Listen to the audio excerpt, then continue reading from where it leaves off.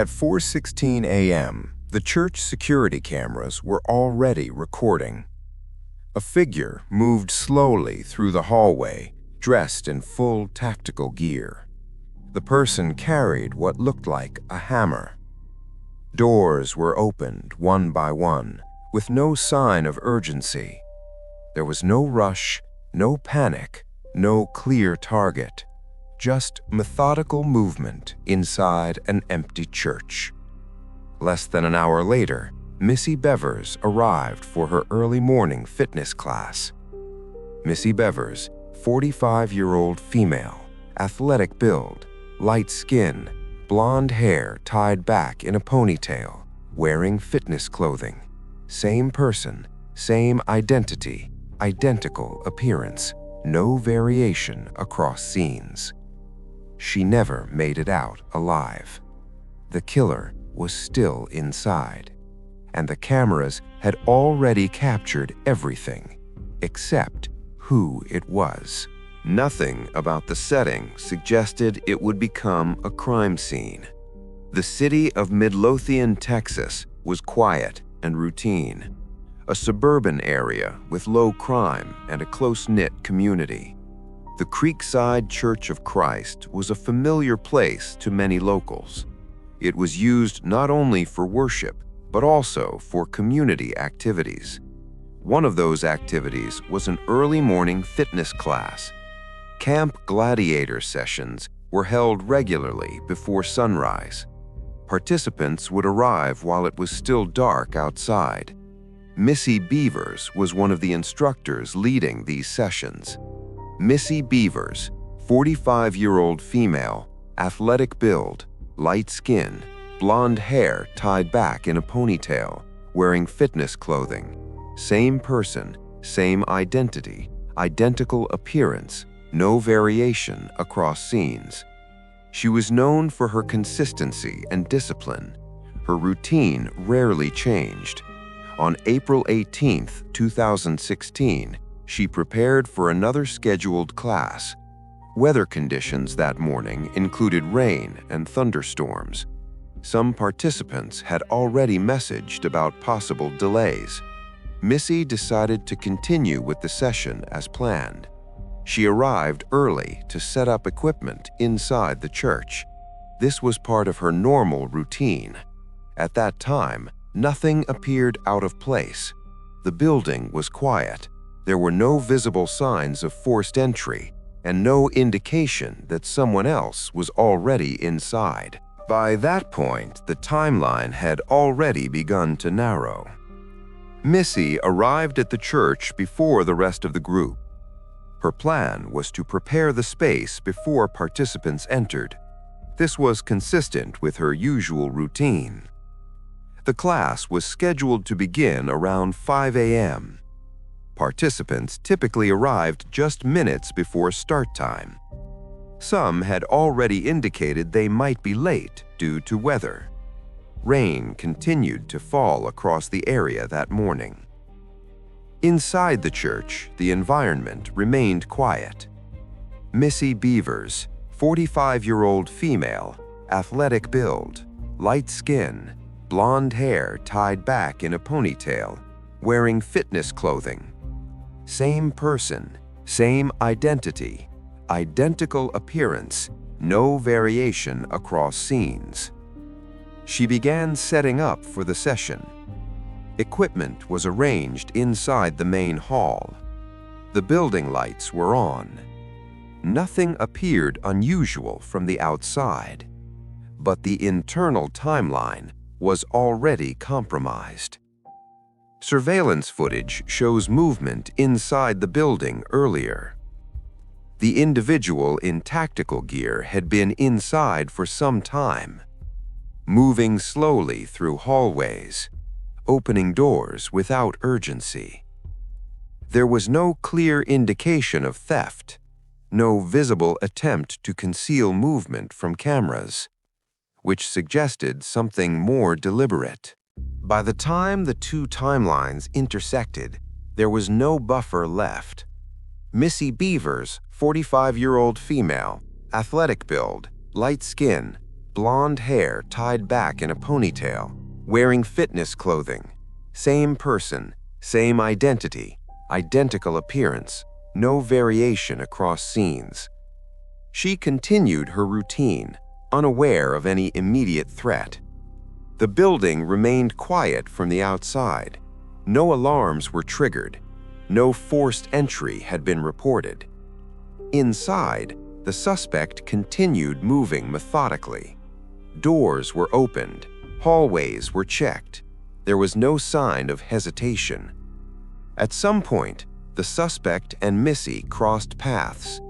What followed was a violent confrontation. Authorities later confirmed she died from multiple puncture wounds. The weapon was consistent with a hammer-like object. There were no witnesses inside the building at that time. The attack happened quickly and left no opportunity for escape. The first signs of disruption appeared when participants began arriving.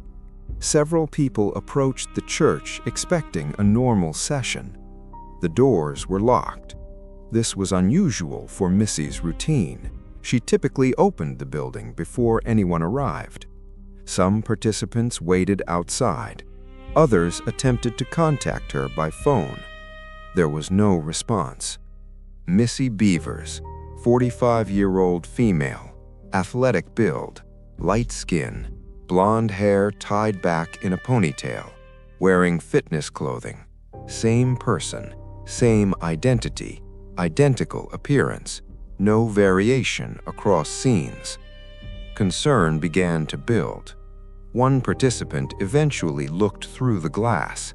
The interior appeared dim and empty, no visible movement inside. At that point, authorities were contacted. Emergency services arrived shortly after. Officers entered the building. Inside, they discovered Missy. She had sustained fatal injuries. The scene was immediately secured. What had started as a routine morning had now become a homicide investigation. As the scene was secured, the investigation moved quickly toward available evidence. Surveillance footage became the primary source of information. The church cameras had captured hours of movement inside the building. The suspect was visible across multiple hallways, dressed in full tactical-style gear, wearing a helmet that concealed the face. The identity could not be determined from the footage. The movements appeared controlled and deliberate. There was no clear sign of panic or urgency. Missy Bevers, 45-year-old female, athletic build, light skin, blonde hair tied back in a ponytail, wearing fitness clothing. Same person, same identity, identical appearance, no variation across scenes. Investigators analyzed the timeline in detail. The suspect had entered the building well before Missy arrived. There were signs of forced entry at some access points, but nothing was taken from the building, which shifted the focus away from burglary. The suspect's behavior did not match a typical break-in. Instead, it suggested presence without a clear theft objective. Authorities began examining the suspect's walk. The gait appeared unusual, possibly indicating injury or deliberate disguise. This detail became a key point in the investigation. As more details emerged, the case began to move beyond the footage. Investigators expanded their focus to Missy's personal and social environment. Her daily routines were mapped in detail. Her relationships were examined. There was no immediate evidence of a targeted conflict. No confirmed threats had been reported. The attack appeared isolated within a controlled environment. Missy Bevers, 45-year-old female, athletic build, light skin, blonde hair tied back in a ponytail, wearing fitness clothing, same person, same identity, identical appearance, No variation across scenes. Attention returned to the suspect's appearance and behavior. The tactical gear raised questions. It could indicate preparation or an attempt to disguise identity. The gait remained a critical detail. Some observers suggested it indicated injury. Others considered the possibility of intentional alteration. Public releases of the footage generated widespread attention. Multiple tips were submitted. None led to a confirmed identification. The absence of a clear motive complicated the case, and the evidence remained largely circumstantial. In the years that followed, the case remained unresolved. No arrests were made. No confirmed suspect was identified.